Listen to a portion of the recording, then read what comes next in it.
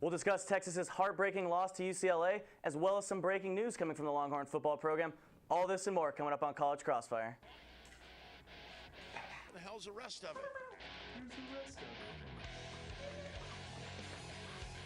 Taylor's not even here to defend himself. I'm so excited.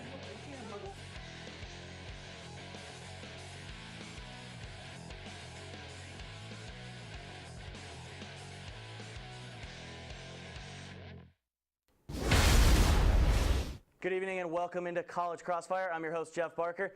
Got lots of things to cover tonight, so let's get right into it by introducing tonight's panel.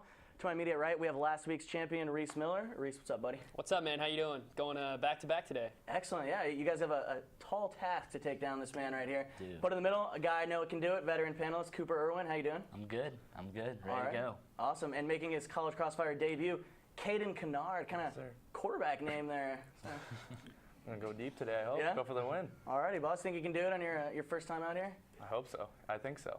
All righty, guys. Well, we begin tonight's show with some breaking news from the Texas football program. According to head coach Charlie Strong, quarterback David Ash has retired and will officially end his football career.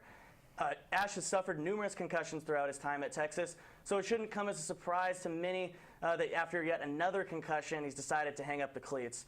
To make matters worse, Strong also announced that defensive end Desmond Jackson will miss the remainder of the season due to an ankle injury he suffered in the UCLA game. Lots of tough news here for the Horns. Guys, how do they move on, like looking forward the rest of the season after losing two key leaders here? Reese, we'll start with you. For me, starting with David Ash, it's not really that big of a loss from my perspective because in my mind, he was done. He was done after his last concussion. Tyrone Swoops had really asserted himself the last couple of games to make this really his football team, leading the Texas Longhorns. The really injury that troubles me is defensive tackle Tank Jackson. There's a guy, Paul Boyette, that was a two-star coming out of high school, really developed under Charlie Strong, so far done a nice job. I think he's going to be the next guy up, but I mean, man, this really hurts. The defensive line for Texas is one of those places that's really pretty thin, and they can't afford a whole lot of injuries, but I mean, it just kind of sucks for David Ash if you really think about it. A guy that was picked preseason all Big 12 coming into last season, and now he has no more future playing career. So not that big of a deal for me for David Ash. Tank Jackson, big deal, especially how Texas has struggled to stop the run recently. No, that's a good point. And Charlie Strong has said the past couple weeks that Ash would be out indefinitely and that Swoops is their guy moving forward. So. Yeah, I just feel awful for David Ash. I mean, he has gone through so much with the concussions, fighting to get back, and then the first game this year, he goes out again. And, I mean, I think it's definitely the right decision for him to call it quits. You don't want to mess with concussions, as we've seen with all these former NFL players getting, like, stuff like depression, dementia. You just don't want to mess with that. He has a life to live, so definitely the right decision. But Swoops is definitely going to have to step up. Desmond Jackson is a huge loss, especially since he's out for the year. Defensive line is a hole. But, I mean, right now, they've suspended so many starters and stuff. It's kind of looking like a rebuilding year. So, I mean, I don't know how big of a loss it is. We'll get to see the young guys play, I guess, and hope to get some recruits in. But I think they definitely just need to step up. All right. Obviously, David Ash, super sad. This was his team. This was supposed to be his year. But Tank Jackson, I think, is the bigger loss. I believe that line's a little thin, and more is going to be put upon Charlie Strong. He's already had to do a lot, suspending players, putting in that moral pillar. But at Florida, he had, for a stint there, he had five seasons in the top 5 defensive efficiency. And at Louisville, never outside the top 25 in defense. So I firmly believe that Charlie Strong, he's going to have to do a little more schematically, but I think that he's going to be able to make up for the loss of Tank Johnson. All righty. The man believes. You guys believe too? Charlie and the D? What are we believing for this year? I believe it or not? Come on. For this year, do I believe in a bowl berth? Maybe. Maybe. Anything past that? No, not this year. All right. Well, guys, it's tough to see David Ash go, but probably the right move there. You know, Cooper, you mentioned it. Can't mess with your health like that, especially with things like concussions. You know, we've seen so much more come out with that. You know, how it can just hurt your health for the rest of your life. Yeah. So I'm going to give Cooper the point on this one to get us going. Now, going back to last weekend's game, guys, the Longhorns traveled to Arlington to take on the number 12 ranked UCLA Bruins. An early injury to star quarterback Brett Hundley helped keep the Horns in the game, but it was ultimately Hundley's backup, Jerry Neuheisel, who took over, giving a whole new meaning to Jerry World. It all happened when he connected with receiver Jordan Payton for a 33-yard game-winning touchdown late in the fourth quarter. Horns went on to lose by a final score of 20-17. Guys, heartbreaker for Texas here. So close to pulling off the upset against number 12 UCLA. Takeaways from the game. Cooper, we'll start with you. The main takeaway I had was just how Tyrone Swoops played. He played much better than he did against BYU. And that's really key now that we know Ash is not coming back for sure. Tyrone's going to be the starter the rest of the year. But, I mean, he was huge. He had led 2 touchdown drives, 2 pretty long touchdown drives. They started the ball pretty much far back. He had that huge 4th and 8 play completion. That was absolutely huge momentum swing. And I think that play shows his potential where he breaks out of the pocket, comes up with a big throw. And I think he's shown that he does have that passing ability now that we didn't really see last year. So that's a key. I mean, it would have been a huge momentum swing if they could have won against a top 20 team. It was a heartbreaking loss, but it's really good to see after the debacle against BYU for them to come back. I think if they made some mental mistakes, the Desmond Jackson coin flip, that was just terrible. Like, I've never seen that where you give up the ball, you kick off the first and second half. That's like a turnover right there, just giving UCLA another possession. And the only excuse he had for that was... I was too hyped up. Yeah, coach, I was too pumped. Crazy. you just can't do that. It's unacceptable. And then when you get the fumble, when you're up 3 with like 4 minutes left, you should be able to run out the ball. And they were snapping the ball with like 25 seconds left on the play clock, which didn't make much sense to me. And they give the ball back in like a minute, and immediately UCLA goes back and scores. So I think those 2 keys were kind of helped losing the game, but it was good to see him fight after the BYU game. Definitely. Hope we get some momentum. But like you said earlier, you're taking Swoops as the silver lining. Swoops is a silver lining for All sure. right. Caden? Like you said, Swoops is the silver lining. But again, you mentioned Jerry Neuheisel. Jerry Neuheisel is a backup. So Tyrone Swoops is the backup. This was David Ash's team. David Ash had all the first team reps. So my takeaway from the game is how Tyrone Swoops' development from BYU to UCLA. The first game was a lot of dumping, not much pushing the ball deep. Second game against UCLA, he kind of used his biggest asset in his legs, got outside the pocket. He kind of cut his reads in half. And because of that, he's able to throw the ball with a little more conviction, a little more confidence. But it kind of revolves back to the running game. Jonathan Gray and Brown, they didn't get the ball enough. Swoops combined for over 40 passes and rushes, while Gray and Brown combined for about 25, 24 receptions and rushes. And I think for Texas to win in the future, they really need to get the running backs involved more and put the burden on them instead of Swoops. All right, so RBs need to touch the ball a little more. Got to get involved. Sort of to contradict you, Kate, I don't mean to really mess on your point there, but I mean, when the offensive line had a 5 combined starts going 2 games ago, and they were absolutely manhandled against BYU, both running backs averaged 2.6 yards per carry combined against BYU. I mean, I think it is tough to stick to the run there.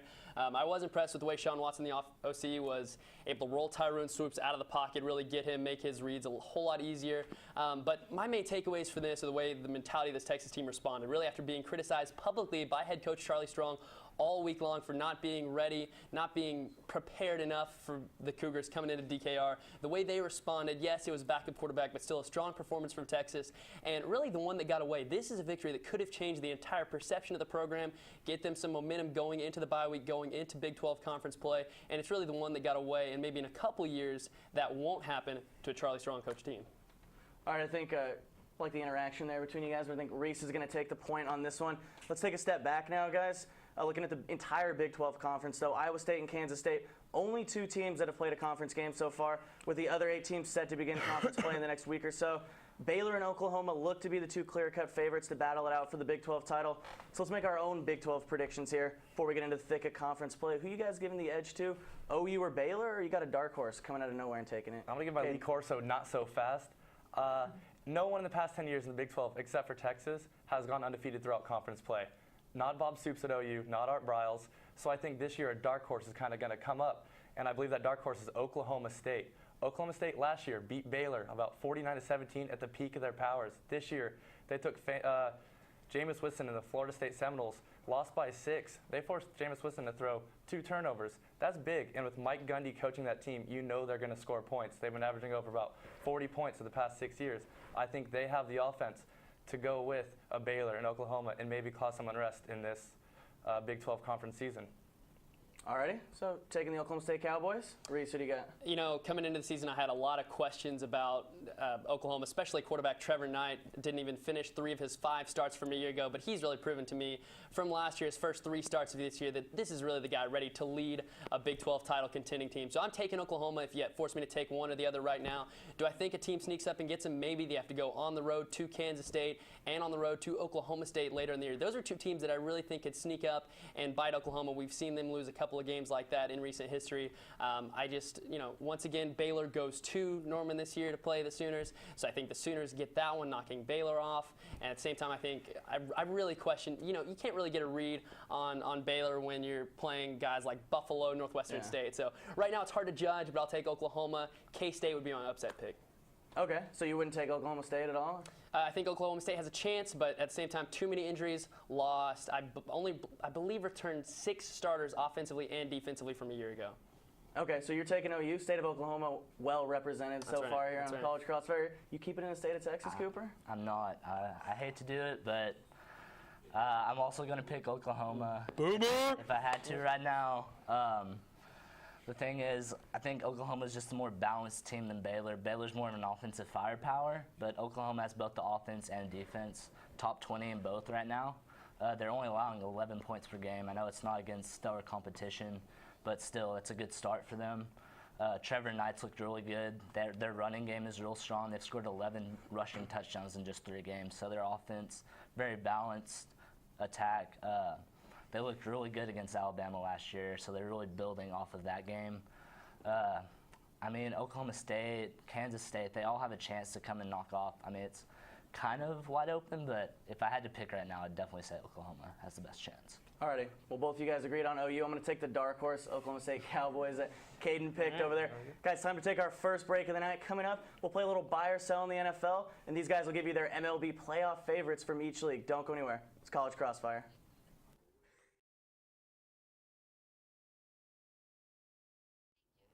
Back here on College Crossfire. Thanks for joining us tonight, guys. I got Reese, Cooper, and Caden joining me. We're all tied up at 1, fellas. We're going to move on to some professional football now. We're about 2 weeks into the NFL season.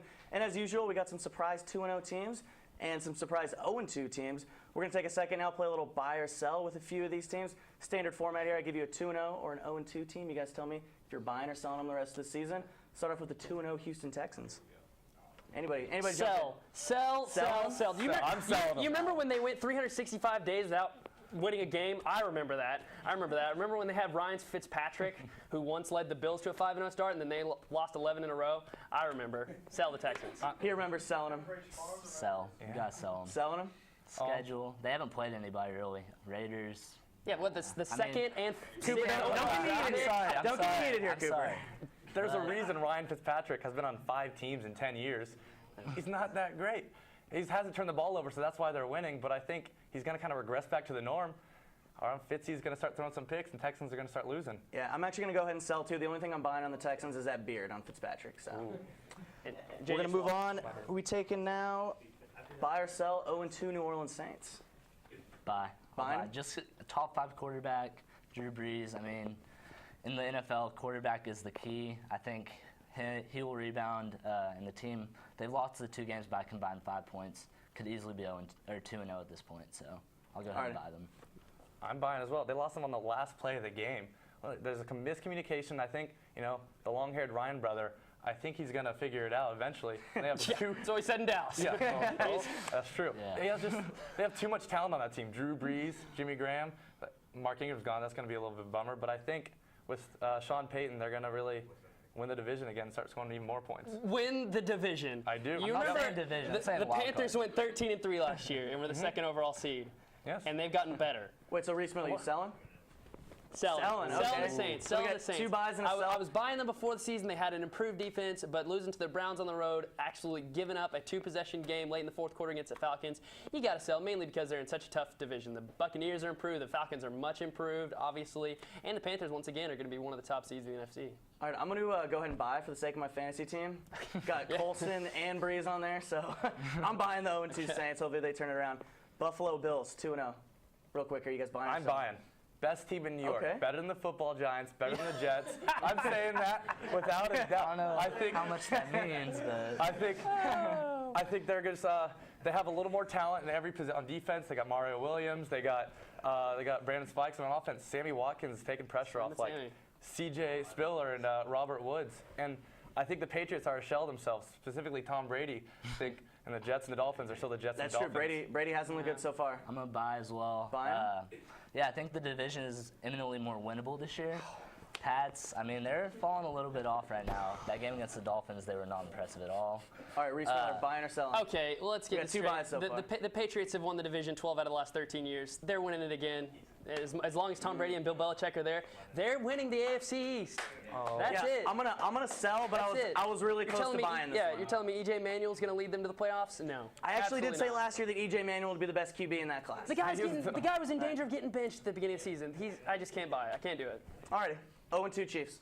Oh, two Chiefs. So, Selling him? Jamal Charles, he's already injured. He's been averaging less than 3 yards a game. And they need a running game with the quarterback they have. I mean, I'm going to sell them. Alrighty. Finished last year 2-5. This year 0-2. You got to sell mainly because their defense gave up 25 points per game at the end of last season. Off to a bad start here. All right, Caden. I think they're going to regret the Alex Smith contract. He's more of a game manager with all those injuries. He's not going to win many games with not many playmakers. Anthony Thomas gone, Jamal Charles, missing a lot of people on their defense.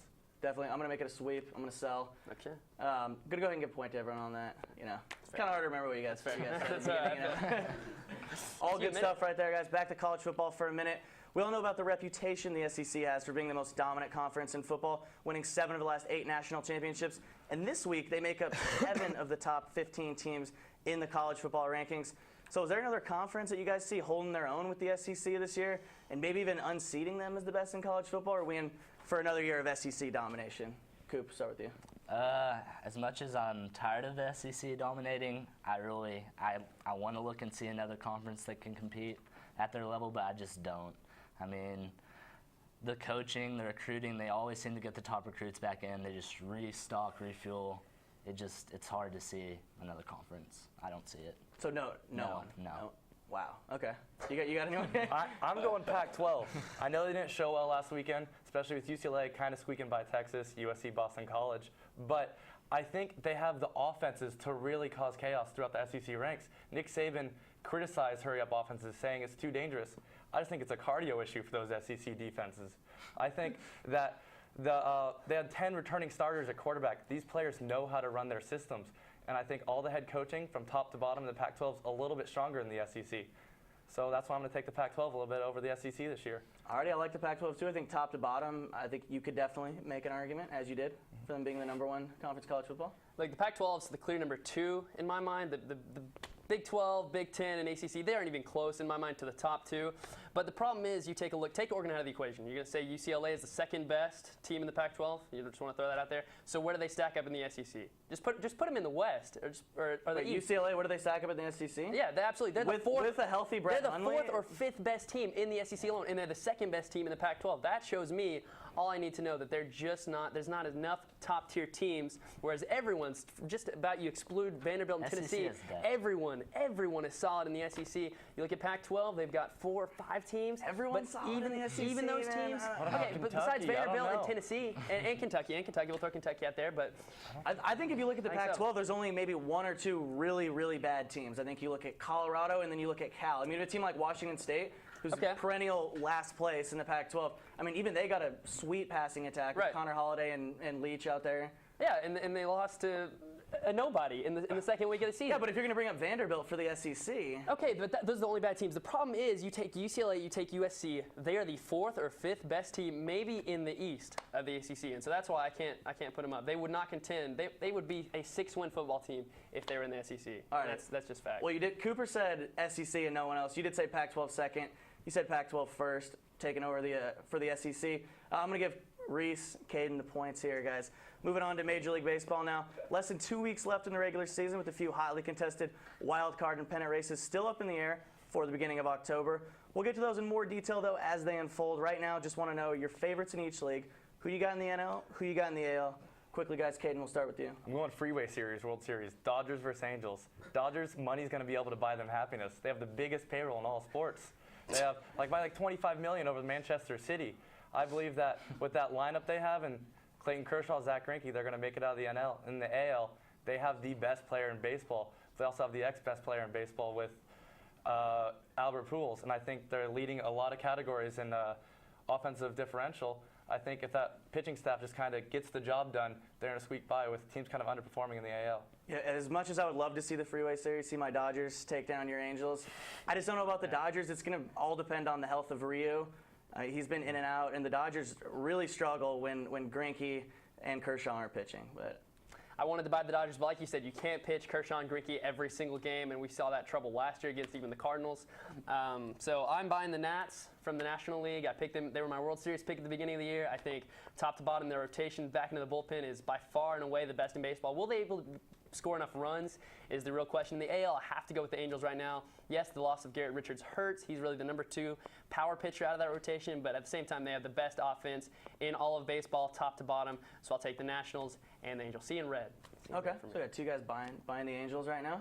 Cooper? In the NL, I'm going to go ahead and take the Dodgers just because Kershaw is the best pitcher, in my opinion, in baseball. That's huge if you go to Game 5, Game 7. Pitching matters. So Kershaw, Greinke, if Ryu's healthy, that's a great top 3 to have. And then their lineup is pretty good with Gonzalez, Hanley Ramirez, Puig. And then in the AL, also going with the pitching, I'm going to take the Tigers just because Verlander, I know he's had a bad year, but I feel like in the playoffs he'll step up. You got Scherzer, who's really good, and then they traded in the deadline for David Price. And they traded for him for this specific situation for the playoffs to get to the World Series. They're fighting with the Royals for their division, I know, but you think that they're ahead right now. I think in the playoffs that matters. And then their lineup, they got the former 2-time MVP, Miguel Cabrera, Kinsler. Their lineup's really good too, so I feel like that balanced attack. I always want to take the Tigers, and then I feel like they always underperform. So I see, obviously, your reasons. It's hard for me to take them. I mean, I could really see. I mean, any of the teams you guys tossed out there. Like I said, I would love to see the Freeway Series, but I don't see it with my Dodgers right now. I'm going to go with the Nats Angels World Series right there. I'm going to give Reese the point on this one. Time for our last break of the night, guys. Don't go anywhere. Coming up, it's our rapid fire round. Stay tuned.